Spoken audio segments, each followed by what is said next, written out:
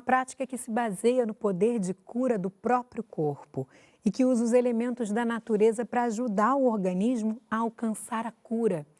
Hoje é dia de falar sobre a naturopatia, que recentemente passou a fazer parte da Política Nacional de Práticas Integrativas e Complementares do SUS e que, portanto, já pode ser encontrada na rede pública de saúde. Hoje você vai ver que, diferente das outras práticas que a gente apresentou aqui, a naturologia não se caracteriza pela utilização de um método terapêutico específico. Ela dispõe de várias opções de terapias que são combinadas de acordo com a necessidade de cada um. Quer saber mais? Então fique ligado que o programa começa agora mesmo.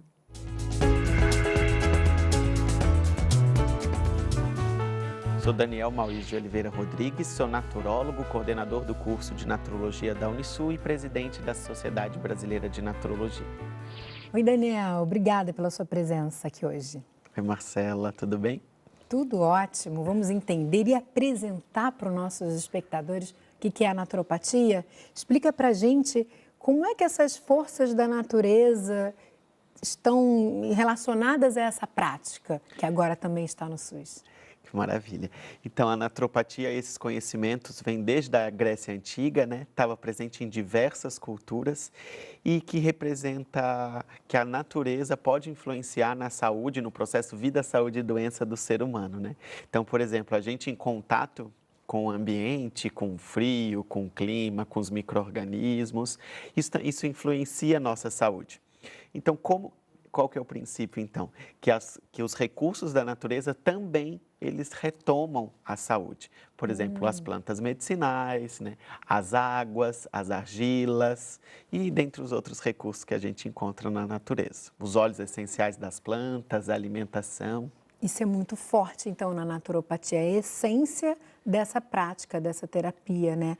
Mas numa consulta, pensando então que as pessoas agora podem encontrar essa prática no SUS, o que a gente pode esperar de uma consulta com um naturopata? Ela é muito diferente do que a gente está acostumado numa consulta com um especialista convencional, da medicina convencional? Ela é bem diferente, né? A gente chama de relação de interagência, né? A gente não chama de paciente, chama de interagente, porque a pessoa ela é corresponsável pela sua saúde, ela precisa estar ciente que ela precisa modificar os seus hábitos, seu estilo de vida, né? Para poder atuar em prol da sua saúde.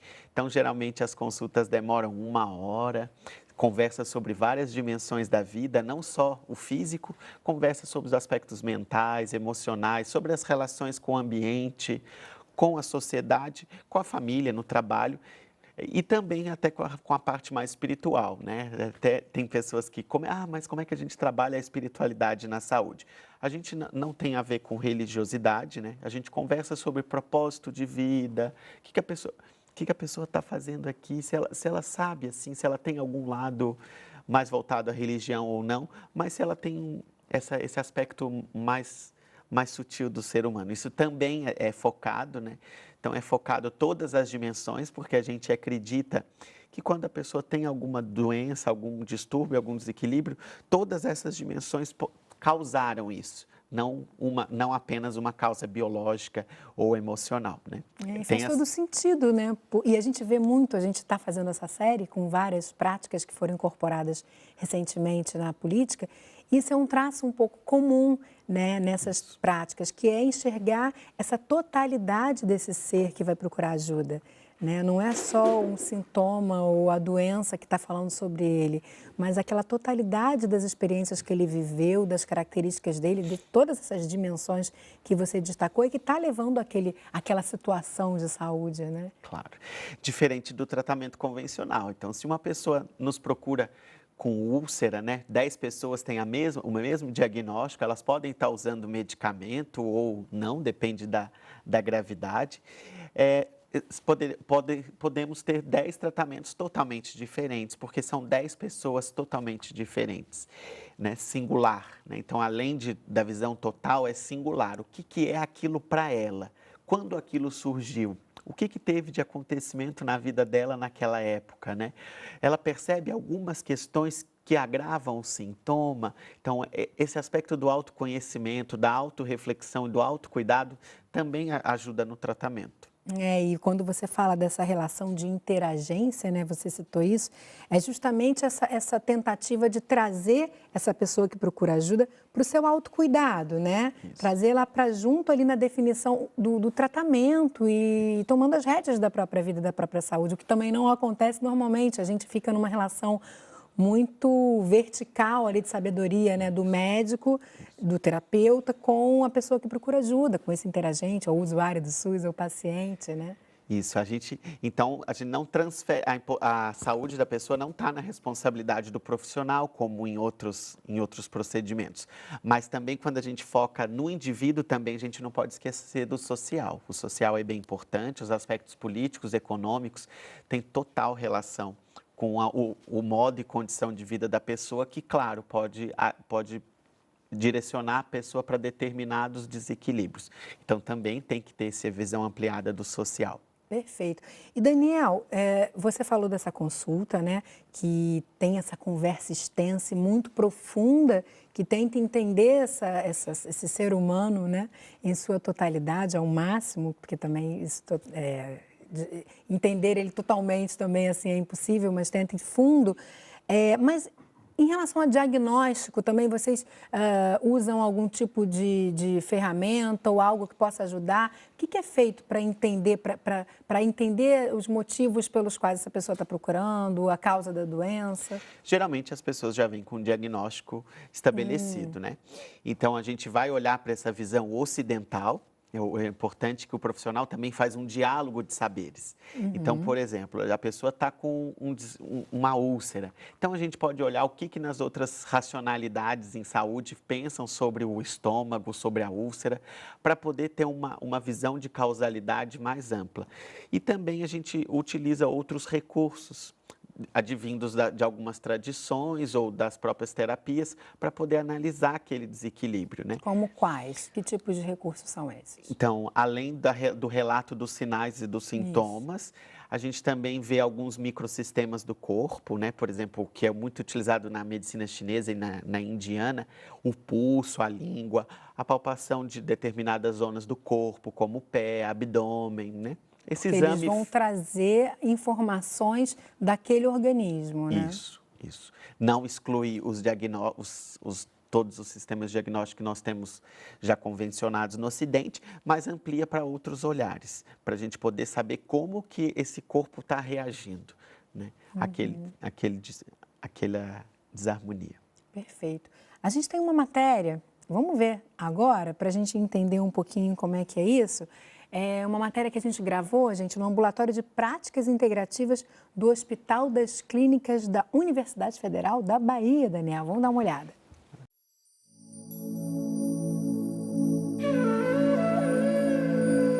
Nós resgatamos algumas práticas, né, de muito tempo atrás, dos nossos avós, dos nossos bisavós.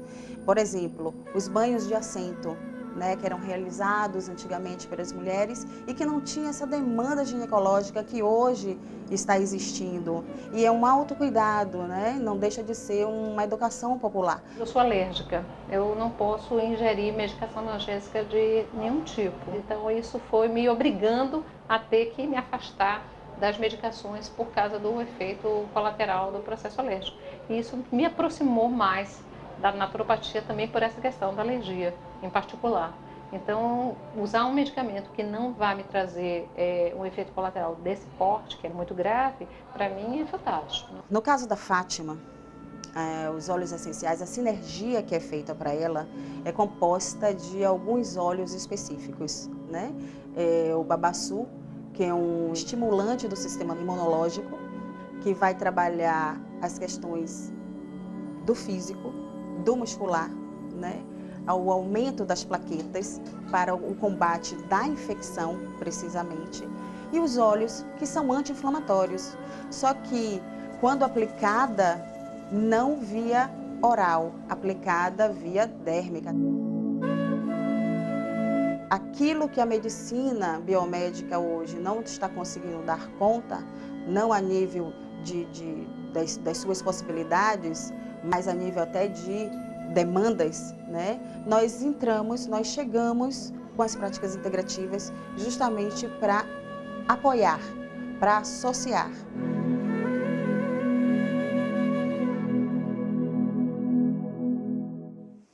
Dá um relaxamento só de assistir, né? Que barato está no SUS, né, Daniel? E a gente vê ali ela usando óleos. O que mais vocês usam quando a gente está falando de tratamento? Você falou isso, que uma pessoa chega com uma queixa igual a outra, mas que o tratamento vai ser totalmente diferente de uma para outra, justamente por aquilo tudo que a gente conversou, né? É muito individualizado, mas vocês também se valem de uma diversidade grande de técnicas terapêuticas. Isso. Quais são elas? Então, a naturopatia, ou os outros nomes que ela recebe no mundo, né? Medicina naturopática, naturoterapia, naturologia, a prática do profissional, quais recursos terapêuticos, varia muito de país para país e também de profissional a profissional. Então, tem profissional que escolhe se especializar em determinadas práticas e tem profissional que escolhe se especializar em determinados grupos. Então, por exemplo, a gente tem profissional que trabalha só com atleta, só com gestante, só com criança pequena. Então, as terapias, elas podem ser divididas, a gente pode criar categorias para dividi-las, né? Por exemplo, os recursos expressivos, a utilização da arte, da música, do corpo, né? Muito utilizado na saúde mental. As terapias mente e corpo, como técnicas de respiração, visualização, treinamento do foco, da atenção, meditação, yoga, tai chi, lian kun, né? Temos essas terapias.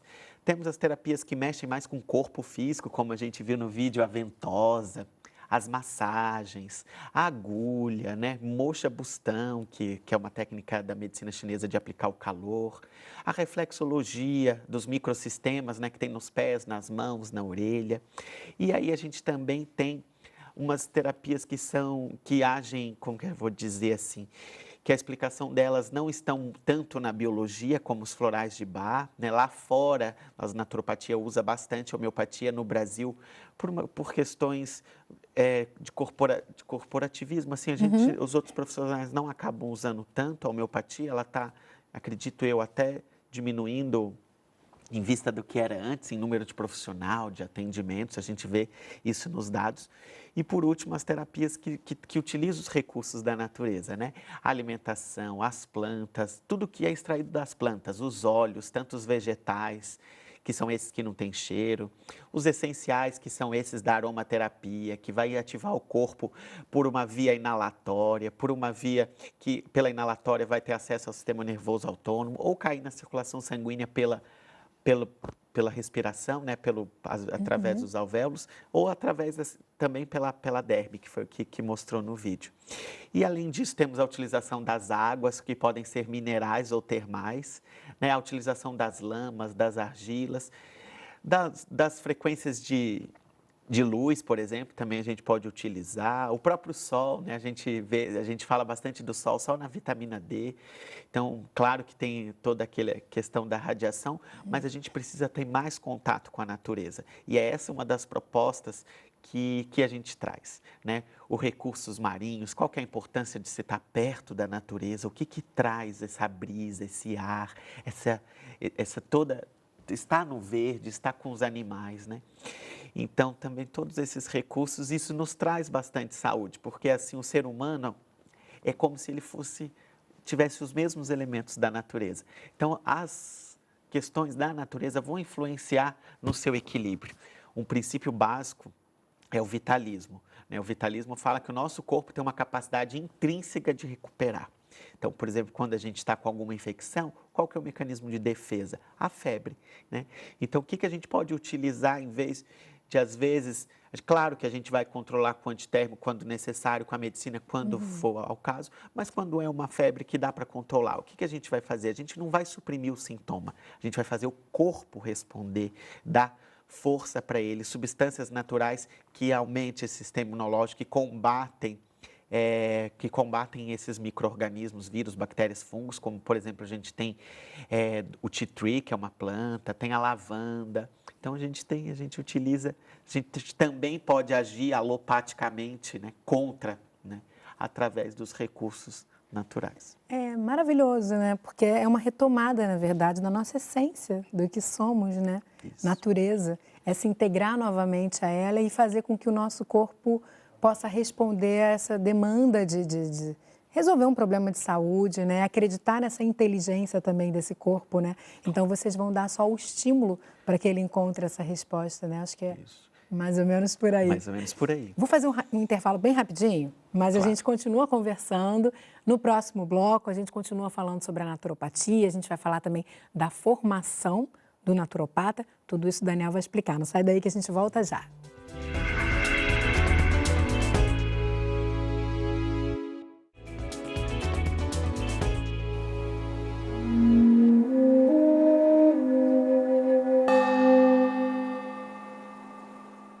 Estamos de volta com mais um episódio da série Práticas Integrativas no SUS. Desta vez o assunto é a naturopatia. Quem está apresentando essa prática para a gente é o naturólogo Daniel Rodrigues. Naturólogo mesmo, né? Não é naturopata, ou pode ser os dois? Então, a gente tem assim, uma certa crise de identidade quando fala isso, né? Porque pode ser naturologia ou naturopatia, mas na política ficou naturopatia. Naturopatia. Quando os idealizadores do curso superior de naturologia no Brasil, eles preferiram utilizar o nome naturologia porque eles entendiam que esse aspecto do patos remetia à doença, então eles estavam com medo de ser uma alopatia natural, né? Tratar a doença com coisa natural. E eles queriam uma visão mais ampliada de saúde, que fosse para além da saúde, para lado da educação e do ambiente. Então, eles escolheram o nome naturologia. Né? Então, que no fala Brasil, do conhecimento disso, né? A ologia traz uma outro tipo de sentido para a palavra, né? Mas a gente está falando da mesma coisa, né, então? Praticamente. Vamos dizer que temos semelhanças e diferenças ao longo da naturopatia no mundo, né? É uma definição da OMS que fala que ela pode ser o que ela é devido à cultura local e também à legislação. Por exemplo, no Brasil, os naturólogos, os naturopatas não utilizam muito a alimentação, porque a gente aqui tem a formação do nutricionista, né? Bem focada, então a gente utiliza menos. Só quando a gente está, assim, a gente adequa, a gente sugere que a pessoa utilize uma alimentação integral, orgânica, loco-regional, né? A naturopatia tem raízes em diversas culturas, né? Grécia, o Império Romano, aqui a nossa própria América Nativa, a América Latina, e cada cultura dessa trouxe algumas visões e algumas práticas, né? Então, o aspecto da desintoxicação vem mais aqui da nossa América Latina, desse aspecto mais do counseling, do aconselhamento, dessa parte mais espiritual, de trabalhar na mente, assim, nessa relação do empoderar, da autonomia para o interagente, isso vem mais desse movimento da América Nativa. E acredito que para isso, né, porque é um acompanhamento muito amplo, né, e muito próximo, acredito que a frequência com que essa pessoa deva estar indo a esse terapeuta deva ser grande também. Como é que vocês fazem isso? Porque não é uma consulta que vai dar conta, né? Na verdade, me parece um acompanhamento, não é isso? Depende da frequência, a frequência vai depender do grau, né? Se é atenção básica, se é média complexidade, alta complexidade. Ela pode estar em todos esses níveis no SUS? Pode, né? Na alta complexidade a gente pode estar utilizando, por exemplo, no pré e no pós-operatório, nos cuidados paliativos. Então, uma pessoa que está em sofrimento, ela vai precisar das práticas, né, na alta complexidade, por exemplo, um paciente terminal, quase diário, para aliviar a dor dela e aliviar também esse aspecto mental dela, da mente emocional. E já outros distúrbios mais, vamos dizer, dores, outros saúde mental, pode ser talvez uma vez por semana, em alguns casos a gente faz até quinzenal, outras vezes 2 vezes por semana, então a frequência depende da gravidade e da necessidade do interagente. O que eu achei muito bacana quando eu estava lendo e estudando um pouco sobre a naturopatia é que a ideia é que vocês possam dar autonomia, né? A gente falou um pouquinho disso, para esse interagente, né? Esse usuário do SUS, essa pessoa que procura naturopatia, mas inclusive para que ela não precise mais daquilo no futuro, né? É dar a ela, de fato, a possibilidade de ser autônoma, de cuidar da própria saúde. Isso é interessante também, né? De não estabelecer essa relação de dependência com essa terapia, né? Isso, né? É uma prática desmedicalizante, né? Tirar essa... Desmedicalizar não é só de medicamento, é a dependência pelo profissional de saúde. Então, dar conhecimentos, trabalhar com a educação em saúde para que essa pessoa crie hábitos que vão favorecer a saúde dela, né? Por exemplo, evitar algumas coisas que não são boas para a saúde, por exemplo, ter um ritmo diário, praticar atividade, estimular a atividade física, uma alimentação saudável, utilizar alguns recursos naturais em prol da sua saúde. Ah, a pessoa tem dificuldade para dormir, vamos utilizar, por exemplo, um óleo de lavanda para inalar, que tem bastante estudo antes. Fazer um escalda-pés, trazer calor. Essa pessoa muito friorenta, também está com muita atividade mental à noite antes de dormir. Então, a gente tem algumas coisas que a gente pode trabalhar com ela dentro do consultório ou também no âmbito coletivo, que as práticas não são só no âmbito clínico, para que ela use como autoconhecimento no seu autocuidado. E são práticas simples, né, Daniel? Super acessíveis, de baixo custo até, quer dizer, perfeitas para você estar colocando em prática no Sistema Único de Saúde, né? E para que essas pessoas possam, de fato, ter acesso e colocar em prática. A gente não está falando de medicamentos de alto custo, não está falando de práticas que precisem de um recurso muito alto, né? Muito interessante mesmo. Vamos falar um pouquinho sobre as aplicações? A gente pode... uma pessoa com qualquer problema de saúde pode se cuidar com a naturopatia ou existem limitações? Como é que é isso? Existe limitação como qualquer prática, né? Mas vamos dizer assim, que ela pode ser usada em todas, né? Ou como complementar, ou como integrativo, ou até como isolado, né? A pessoa tem um caso de insônia leve, ela não quer utilizar medicamento, dá para tratar com as terapias, né? Então, por exemplo, ou a pessoa tem sempre um desconforto no estômago, não está com uma úlcera, uma gastrite, o que a gente pode fazer para evitar, né, que tenha isso? É o órgão de choque, a gente fala que é o órgão de choque dela. Ah, sempre que eu estou estressado, nervoso, vai atacar o meu estômago.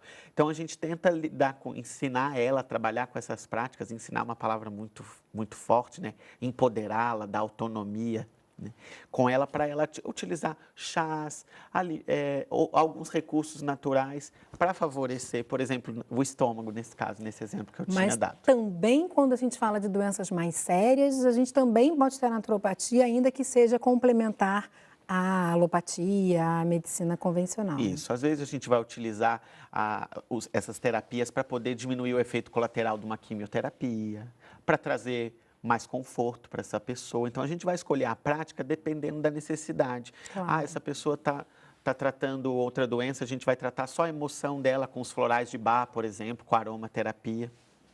E vamos falar de formação? Aqui para finalizar o programa, você é coordenador do curso de Naturologia da Unisul, lá em Santa Catarina, né? Isso. É o único curso no Brasil? Não, não. O curso foi idealizado há 20 anos atrás, no Sul. Agora a gente já tem em São Paulo também, na Universidade Anhembi Morumbi. Já tivemos outras universidades com interesse de abrir o curso de Naturologia, sendo elas 3 públicas, né? Só que agora a gente está num momento que não estão abrindo tantos cursos assim. Mas então, hoje só lá e em São Paulo? Isso, hoje só lá em São Paulo, mas também a naturopatia, a gente pode ter diferentes níveis. Lá fora tem o nível técnico, né, bem separado, o nível superior e o nível de pós-graduação. Aqui no Brasil, a gente tem a graduação de naturologia bem forte, alguns cursos técnicos e como pós-graduação está iniciando ainda, né? Mas o que eu defendo, né, enquanto profissional de saúde, que os conselhos também defendem? Que amplie as formações no âmbito das práticas, né? No momento, a gente só tem graduação no Brasil de naturologia, musicoterapia, quiropraxia, mas que fortaleçam as graduações nas práticas, que se criem cursos técnicos e também pós-graduação, tanto lato sensu e também, quem sabe, não mestrado e doutorado na área das práticas, né? Na área da naturologia, da naturopatia, de todas elas, mas que seja uma formação presencial, e que tenha um treinamento. É necessário que a pessoa tenha um estágio supervisionado. Então, agora no curso, por exemplo, as diretrizes curriculares para a formação são de 800 horas de estágio supervisionado. Então, o que a gente preza, assim, pela qualidade, porque envolve a segurança, né? São práticas sérias que podem trazer, mesmo sendo natural, pode fazer mal. Então, que essa formação, tanto nos 3 níveis, técnico, graduação, em todas as práticas, quanto pós-graduação, seja presencial, que tenha uma quantidade de horas significativa. Podemos ver as diretrizes da OMS, da Organização Mundial de Saúde, e que também tenha esse estágio supervisionado, porque é muito importante que a pessoa tenha, ela vai aplicar algo que ela já recebeu, que ela já treinou e que ela e que ela está preparada. E bem rapidinho, é preciso ter algum pré-requisito para fazer a graduação? Essa pessoa precisa ter uma formação prévia em alguma outra? Não, é um bacharelado. A Natrologia hoje é um bacharelado no Brasil e é a entrada normal, como os outros cursos, vestibular e tem outras formas de ingresso. A gente, é até engraçado, na nossa primeira fase lá desse semestre, a gente tem 55 alunos. Temos pessoas que chegaram com 18 anos, que nem eu, que fui fazer Natrologia, mas a gente tem médico na turma, veterinário, 3 farmacêuticos, juiz, formado em Direito, que é juiz. Uhum. Então, muitas pessoas procuram a graduação também como uma segunda opção. Às vezes, tem gente que não quer nem trabalhar com isso, quer trabalhar, quer para si. Então, não é necessário nenhuma formação prévia, apesar da gente receber muitas pessoas que já têm outras graduações. Maravilha, muito obrigada, Daniel, pela sua presença, pelas informações que você trouxe aqui para a gente sobre essa nova prática, nova no SUS, mas muito antiga, como o Daniel Muito explicou a gente aqui. Obrigada, Daniel. Obrigado, Até a Marcelo. próxima. Obrigado. E o programa de hoje fica por aqui, mas se você tem alguma sugestão de tema, manda para a gente. Envia para o ligado@canalsaude.fiocruz.br ou então liga para o 0800 701 8122. Você também pode rever programas nossos antigos entrando no nosso site ou na página que a gente tem no Facebook. Eu encontro você no próximo Ligado em Saúde. Tchau, tchau.